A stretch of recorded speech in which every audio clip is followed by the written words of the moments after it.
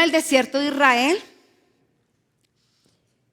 en medio de su historia apareció un hombre. Este hombre era bastante diferente, era un hombre distinto. Apareció vestido de pieles, con una voz potente y con autoridad.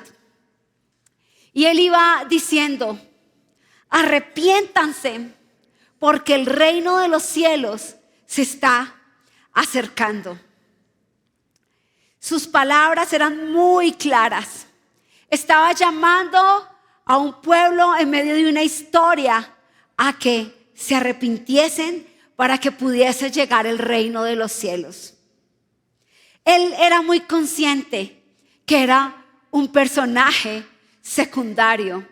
Y él mismo lo dijo: yo los bautizo con agua, pero el que viene después de mí los va a bautizar con el Espíritu Santo y poder.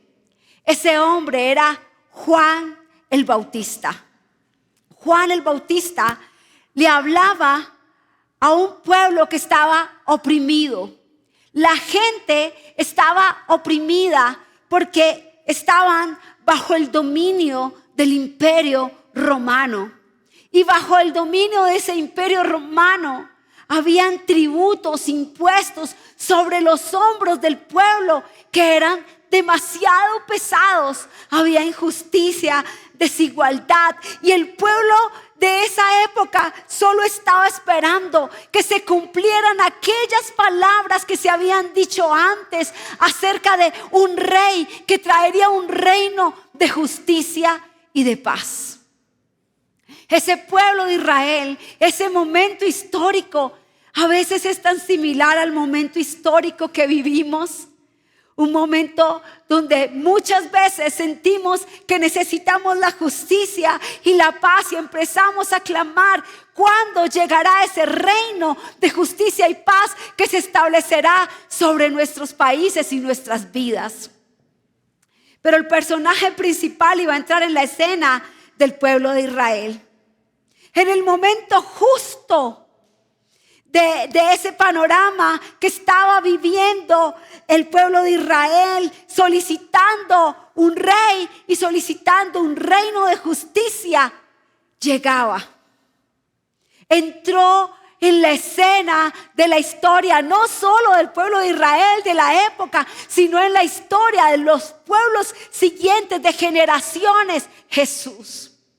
Y Jesús nace en un establo y crece en Nazaret, un pueblo al que todos decían: algo puede salir bien de Nazaret, un pueblo pequeño, olvidado. Allí nace Jesús y nace humilde. Sin embargo, la llegada de Jesús a este mundo cambió de manera importante todo el panorama. Porque Jesús llegó a establecer el reino de Dios. Y llegó a establecer el reino de Dios con cada palabra y con cada acción que salía de su boca. Tenía tanta autoridad que cada pisada revelaba que el reino de los cielos estaba acercando por fin a la humanidad. Sus enseñanzas, su carácter, su muerte, su resurrección, todo lo que Jesús vivió era un ejemplo claro, vivo de los valores del reino de Dios para este mundo. Valores como el amor, la justicia, la misericordia y la santidad. Pero no solamente hablaba de estos valores, su vida completa, total su vida, era un ejemplo de que el reino de Dios había tocado esta tierra. Sus milagros extraordinarios, sus manifestaciones de poder respaldaban la autoridad de sus palabras. Y así el pueblo de Israel por fin pudo ver que había llegado un rey y se estaba estableciendo un reino. Desde Malaquías hasta Mateo, todo ese tiempo de oscuridad, el pueblo de Israel tenía más de 300 leyes que cumplir. Pero entre esas, por ejemplo, la mujer no tenía ni voz, ni voto, ni siquiera la mujer aparecía en el panorama. Pero ese rey que había llegado a establecer justicia, vino a dignificar la mujer, siendo el maestro que tenía mujeres discípulas. En el tiempo en el que ese rey aparece, habían hombres con lepra, los cuales eran inmundos. Nadie se podía acercar a ellos. La inmundicia de su enfermedad los alejaba y los convertía en mendigos. Pero ese rey llegó con manos que tocaban y sanaban y limpiaban y restauraban, y así mostraba que el reino de Dios estaba estableciendo en esta tierra. Mujeres se acercaban siendo prostitutas, desvaloradas. O una mujer que había tenido 5 maridos en una época totalmente conservadora. Y ahí estaba el rey que había venido a establecer el reino de los cielos en esta tierra. Limpiando, sanando, restaurando, dignificando. Todas las enseñanzas de Jesús se empezaban a convertir en la realidad palpable, tocable y significativa del reino de Dios sobre esta tierra. Quizás has escuchado aquella historia de un hombre ciego de nacimiento que se encuentra con Jesús, y entonces Jesús toma barro del suelo, escupe, pone ese barro con su saliva en los ojos, y el hombre recobra la vista. En la época de Jesús, el ciego era un condenado, y cuando se hacía mayor de edad terminaba en las calles como un mendigo, y la gente que pasaba lo escupía. Jesús tomó cada escupitazo y lo convirtió en un momento de sanidad, de restauración y de dignidad. Cuando Jesús pisó esta tierra, el reino de Dios empezó a establecerse sobre nosotros, sobre la humanidad. Todos sus valores eran diferentes. Todo lo que nos enseñaba era totalmente diferente. Empezó a enseñar acerca del amor de una manera diferente. Un mandamiento nuevo yo les doy: que se amen los unos y los otros como yo los he amado. Porque cuando se amen los unos a los otros, entonces el mundo conocerá que ustedes son mis discípulos, si tienen amor el uno por el otro. Si perdonan a sus enemigos, entonces el mundo entenderá que ustedes son mis discípulos. Porque ¿de qué sirve que ustedes perdonen a los que le aman? Hasta los viles publicanos hacen eso. Pero ustedes sean perfectos como su Padre Celestial es perfecto. Y perdonen a sus enemigos. Oren por quienes lo maldigan. Si alguien le pega en la mejilla, coloquen la otra. Todos sus valores revolucionaron la época y nos siguen revolucionando hoy, porque todos son de misericordia, de humildad, de bondad, de amor. Ese era el reino. Pero el clímax de la historia llegó cuando Jesús entregó su vida en la cruz. Porque su muerte y resurrección fueron el centro del establecimiento del reino de Dios en esta tierra. Al sacrificar su vida, Jesús venció el pecado y venció la muerte. Abrió un camino para que toda la humanidad se reconciliara con Dios y entrara en su reino. Jesús revelaba el corazón del Padre y el diseño del reino. En la cruz, Jesús llevó todo sobre sí, haciendo posible nuestra redención y nuestra restauración. Él quería acercarnos al Padre. Quería mostrarnos el Padre, porque al final el Padre era el reino. Su soberanía era el reino. Así que con su resurrección nos dio el parte final de que nosotros pudiésemos declararnos, gracias a su muerte, a su quebrantamiento, a su dolor, como el pueblo elegido. Su reino continuó. Después de su resurrección, Jesús envió al Espíritu Santo para que continuara la obra de Jesús en esta tierra. Pero ese poderoso Espíritu Santo haría que la obra de Jesús continuara en aquellos que habían tomado la decisión, como Juan había dicho al inicio, de arrepentirse. Y aquellos que tomaron la decisión de arrepentirse y de aceptar a Jesús en su corazón, se les abrió el reino. Ahora el reino les pertenecía. Ahora el reino venía a ellos.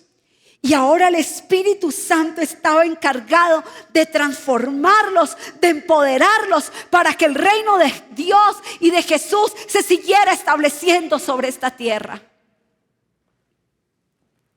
Los seguidores de Jesús entonces, como su pueblo elegido, estaban llamados a reflejar hasta lo último de la tierra, por medio de su poder, al Rey que establece el reino. Y entonces esos seguidores empezaban a ser transformados. Y como dice en Gálatas 22, a tener amor, gozo, paz, paciencia, benignidad, bondad, fe, mansedumbre, el fruto del Espíritu. ¿Y por qué le he hecho toda esta introducción? Porque hoy estamos hablando que nosotros somos el pueblo elegido. ¿Y qué significa ser el pueblo elegido? ¿Quiénes somos nosotros como pueblo elegido? Somos los que hemos sido llamados al arrepentimiento y hemos aceptado a Jesús para que inicie ese proceso de transformación en nosotros. Y cuando ese proceso de transformación empieza en nosotros, entonces el reino de Dios se empieza a establecer sobre esta tierra. Nosotros somos aquellos que éramos los pródigos, los que estábamos lejos, pero nos arrepentimos. Un día entramos en sí como el hijo pródigo y nos acercamos al Padre. Y la distancia que había entre el Padre y nosotros se hizo corta. Porque encontramos en el Padre lo mismo que encontró el hijo pródigo. Unos brazos totalmente abiertos para recibirle, para celebrarle una fiesta, para matarle un ternero engordado, para colocarle un anillo, un vestido nuevo, un calzado de hijo. Nosotros éramos los huérfanos, los que no tenían padre. Pero Jesús estableció el reino y a su pueblo elegido los llamó hijos adoptados. Ya no somos huérfanos. El pueblo elegido no es un huérfano. El pueblo elegido es un hijo adoptado. Y ser un hijo adoptado, quiero decirles, iglesia, que es tener todos los privilegios y todos los derechos que le concierne a los hijos legítimos. El pueblo elegido está llamado no a vivir como esclavo, porque ya no los llamo esclavos, ahora los llamo amigos. El pueblo elegido es el que está llamado a vivir en redención y no en condenación, porque el pueblo elegido fue perdonado y el costo de su perdón fue cada sangre y cada gota de Jesús. El pueblo elegido está llamado a no vivir en condenación, está llamado a vivir en perdón. Ese es el pueblo elegido que Dios está levantando y está llamando. El pueblo elegido ha encontrado en Dios un hogar y un propósito, porque los huérfanos hallaron un padre, porque los que estaban en desesperación hallaron la luz, porque la adopción nos hizo posibles a través de Jesús ser llamados hijos. Por eso el pueblo elegido está llamado a ser sal y luz. El pueblo elegido está llamado a mostrar el carácter, los valores y la restauración y la redención de Jesús. ¿Puedes seguir, pasarlo, por favor? Me gusta mucho esta palabra de lo que dice Romanos 14 acerca de lo que es el pueblo elegido. Y es que dice que después de todo el reino de Dios, lo más importante no es comer ni beber, sino practicar la justicia, la paz y tener el gozo del Espíritu Santo. El que de esta manera sirve a Cristo, le causa alegría a Dios y es respetado por la gente. Justicia, paz, gozo del Espíritu Santo. Justicia, paz y gozo. Y aquí me detengo para preguntar qué le está pasando al pueblo elegido de Dios. Porque quizás se nos ha olvidado nuestra identidad. Cuando hablamos de reino y cuando hablamos de pueblo elegido, estamos hablando de identidad.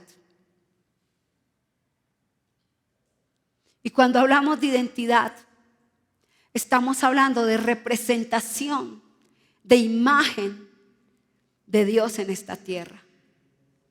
Tú y yo somos la imagen de Dios. Desde el Génesis, Él estableció, cuando nos creó, que nosotros seríamos su imagen y semejanza.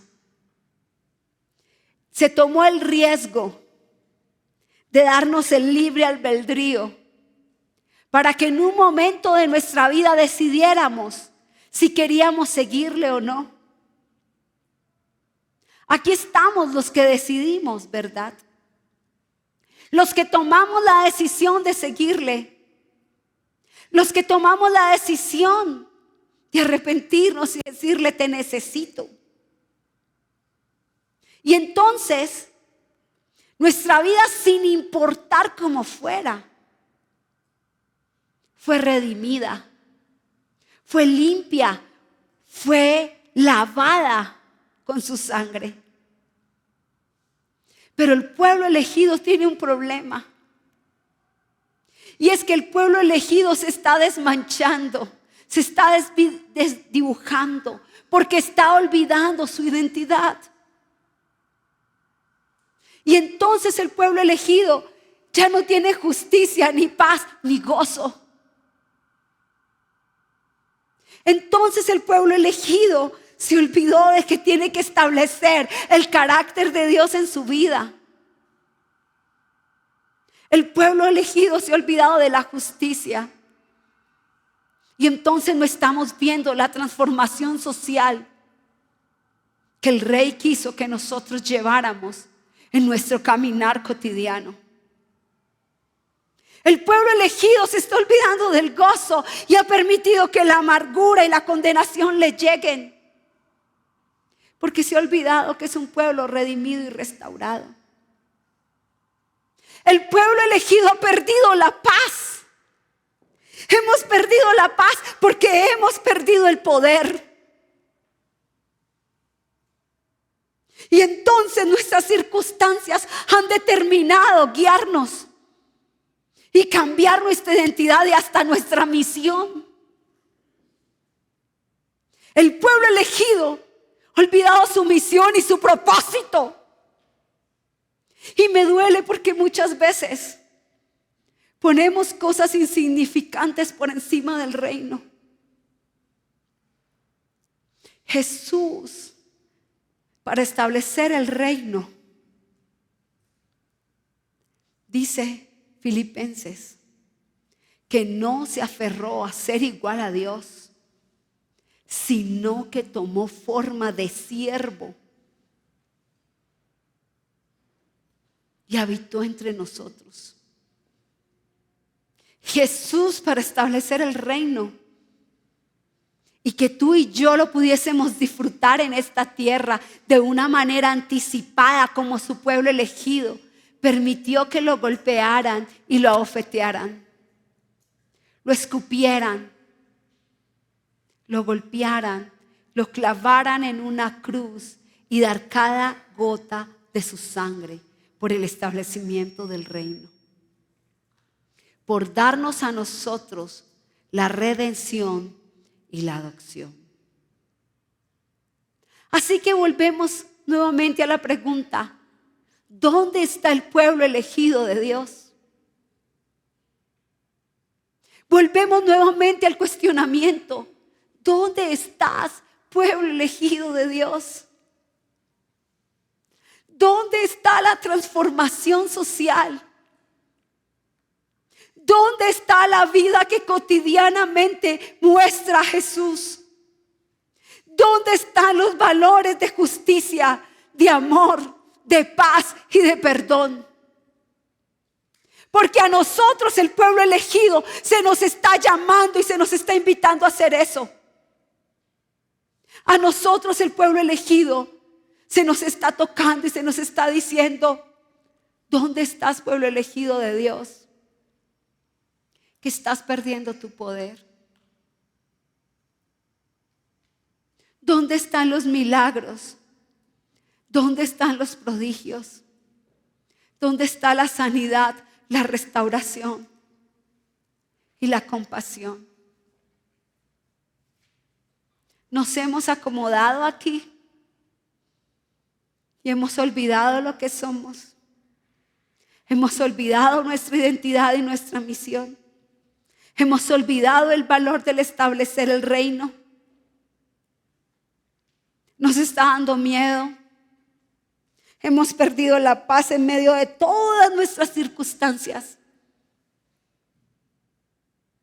El reino se ha quedado en el último lugar de nuestra vida. Se le ha olvidado al pueblo elegido que el propósito es el establecimiento del reino.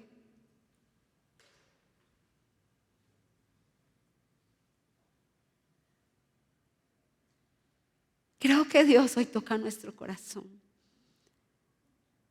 Creo que Jesús hoy nos dice: yo quiero que tu vida muestre que mi reino está cerca.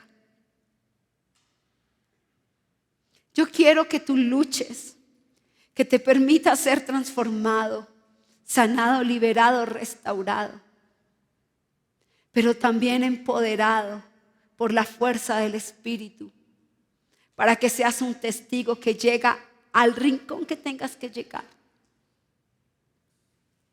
Este pueblo elegido, y me incluyo, no podemos seguir ni con falta de amor, ni perdón, ni permitiéndole a nuestras circunstancias que aplasten nuestro poder. porque el Rey está cerca. El Rey viene pronto y nosotros tenemos que levantarnos para establecer su reino. Amén. ¿Está muy duro hoy la palabra? Un poquito, ¿verdad? Nosotros estamos llamados a ser sal y luz del mundo. Ese fue el llamado de Jesús. Mis discípulos van a ser sal y luz de este mundo. Ellos van a vivir con justicia y con paz. Ellos van a ser agentes de cambio que reflejen los valores del reino en cada área de su vida. Somos aquellos que han tomado la decisión de traer el reino de Dios a la tierra. Somos los encargados de representar a un Dios bueno y misericordioso. Por tanto, somos los encargados de ser su imagen, su rostro, sus manos, sus pies. Nuestra identidad está arraigada profundamente en ser un pueblo de misión, de propósito. Y esa misión y ese propósito se tiene que tatuar en nuestro corazón. Se tiene que tatuar en nuestra mente. El reino de Dios debe ser establecido y debe ser con el compromiso de sus elegidos. Y cuando aceptamos el reino de Dios, estamos dispuestos a compartir el evangelio porque entendemos que el rey debe ser establecido, glorificado y honrado. Y la única manera de que el rey sea establecido, glorificado y honrado es con nuestras propias vidas que le representan. Amén.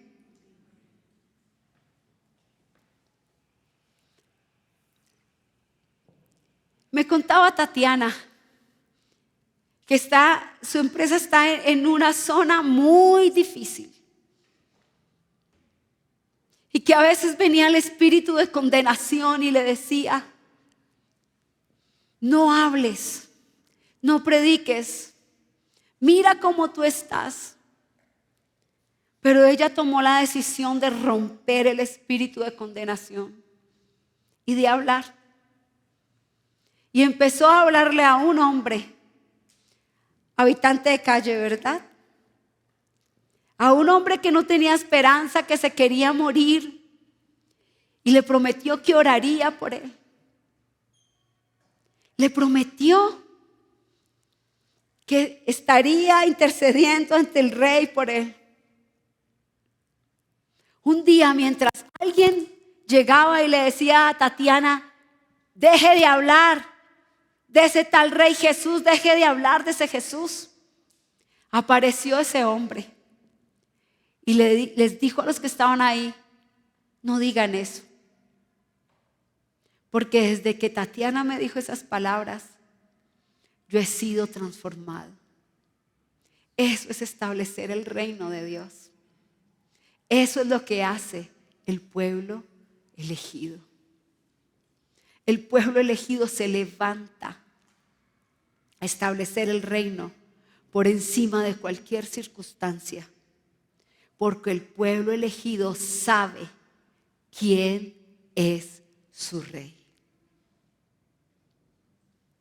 Queremos miles de historias que inunden la historia de la humanidad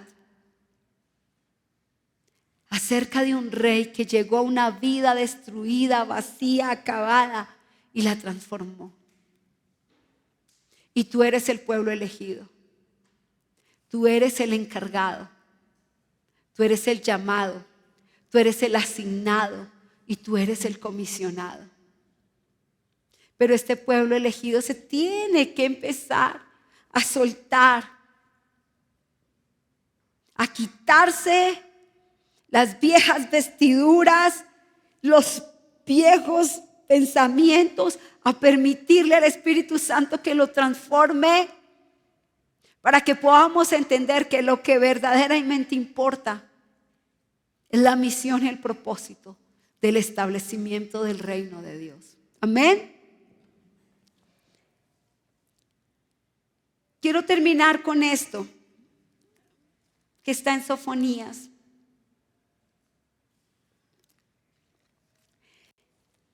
Quizás tú lo hayas escuchado de una manera diferente, pero esta es la nueva Biblia viva. Y Sofonías 3:17 en esta versión lo dice de manera muy hermosa. Y ustedes me preguntarán, ¿qué tiene que ver esta promesa de Sofonías con el establecimiento del reino y del pueblo elegido? Y tiene mucho que ver. Tiene mucho que ver porque esta promesa de Sofonías se llama redención. Solo hay una manera de que entendamos que el reino de Dios está cerca, y es cuando entendemos que Jesús está cerca. Y Sofonías 3:17 dice así: el Señor tu Dios ha llegado para vivir en medio de ti. Él es tu Salvador poderoso, que siempre cuidará de ti. Él se regocijará en ti con alegría. Te amará y no te acusará. Por ti lanzará gritos de júbilo, como si hubiera fiesta. Él ha prometido liberarte de todo aquello que te causa sufrimiento y tristeza. Entendemos que si hay un reino, hay un rey, ¿verdad? El pueblo elegido tiene que entender que tiene un rey. Y ese rey es Jesús. Y tiene que proclamarlo como rey. Y donde hay un rey, hay una autoridad. El pueblo elegido tiene que entender la autoridad de ese rey. ¿Saben cuál es la diferencia de ese rey frente a los reyes que están actualmente gobernando este mundo? Es que ese rey vive en medio de ti, ha llegado a vivir en medio de ti para ser un poderoso salvador de tu vida. Ese rey ha venido para cuidar siempre de ti. No un día sí y un día no, sino para cuidar siempre de ti. Que ese rey ha venido a ti como pueblo elegido, te ha escogido a ti para regocijarse, deleitarse, sentirse feliz con tu vida. Amén. Ese rey ha venido a ti para amarte y no para acusarte. ¿Ven la diferencia? Ese rey te ama y no te acusa. Ese rey, pueblo elegido de Dios, ha venido a ti para lanzar sobre ti gritos de júbilo, como si hubiera una fiesta. Dice la parábola del hijo pródigo, que cuando el hijo pródigo regresó a casa, ¿qué hubo? Fiesta. Pues ese rey ha venido a ti para hacer fiesta contigo. Ni es amargado ni es triste, aunque esta predicación me parezca regaño y amargada y triste, no lo es. Él canta sobre ti con alegría. Pero no solamente eso, sino que también ha prometido liberarte de todo aquello que te causa sufrimiento y tristeza. Su reino es de gozo, de justicia y de paz. Amén. Por eso, cuando nuestra vida no tiene nada de eso, significa que el Señor tu Dios no está en medio de ti. A veces, solo a veces, tenemos un hueco así o un abismo así de distancia entre el rey y yo. ¿Saben cuál es la otra gran diferencia? Es que al ser yo elegida por Jesús para ser su súbdita en este reino, puedo ir confiadamente y sin ningún problema delante del rey. Y ese hueco que hay así, lo puedo ir volviendo así, cada vez más pequeño. Creo que en esta mañana es necesario que lo proclamemos rey. Amén. Y es necesario que lo proclamemos rey para que viva en medio de nosotros como un poderoso Salvador. En esta mañana yo quisiera decirte que si no tienes paz, es el Rey de paz. Que si no tienes amor, Él es el Rey de amor. Que si estás en condenación y en culpa, Él es el Rey de la restauración y del perdón. Que si estás en fracaso y en tristeza, Él es el Rey del gozo y del éxito. Que si estás en necesidad de angustia, Él es el Rey que provee. Que Él puede enjugar tus lágrimas. Y que si estás en orfandad, Él es el Rey que siempre está dispuesto a llevarte ante el Padre. Ese es el Rey que nosotros proclamamos. Y por eso hoy a ese Rey, nosotros, el pueblo elegido, lo proclamamos Rey. Amén. Este pueblo toma la decisión de decirle a Jesús: Jesús, tú eres mi Rey. Yo soy tu pueblo elegido. Tú eres mi Rey. Y acepto tu misión y tu propósito para mi vida. ¿Te gusta eso? ¿Sí te gusta? ¿Por qué no te pones en pie?